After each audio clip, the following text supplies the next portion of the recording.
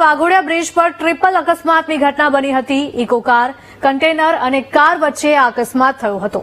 ત્રણેય વાહનો એકબીજાની આગળ પાછળ ઘૂસી ગયા હતા, જેને કારણે કન્ટેનરના ચાલક અને ક્લીનર કેબિનમાં ફસાયા હતા।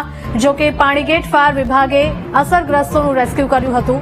ઇજાગ્રસ્ત કન્ટેનર ચાલક અને ક્લીનરને સારવાર અર્થે હોસ્પિટલ ખસેડવામાં આવ્યા છે। સંવાદદાતા માનુ જોડાયા છે। માનુ, જણાવશો કે વડોદરાના વાઘોડિયા બ્રિજ પરની આ ઘટના કે જ્યાં ટ્રિપલ અકસ્માત થયો હતો, શું વધુ અપડેટ? હિરલ, વડોદરાના વાઘોડિયા બ્રિજ ઉપર આ ટ્રિપલ અકસ્માત થયો હતો। કન્ટેનર, ઇકો કાર અને અન્ય કાર વચ્ચે અકસ્માત સર્જાયો હતો। અકસ્માતમાં કન્ટેનર છે એના ડ્રાઈવર અને ક્લીનર છે એ કેબિનમાં ફસાયા હતા। ફાયરની ટીમ મોડી રાત્રે પહોંચી અને કટરથી જે કેબિન છે કાપી અને ડ્રાઈવર અને ક્લીનરને બહાર કાઢવામાં આવે, સારવાર માટે હોસ્પિટલમાં ખસેડવામાં આવે છે।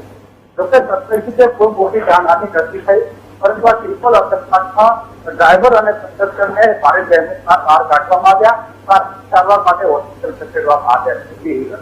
જી માનુ, આભાર।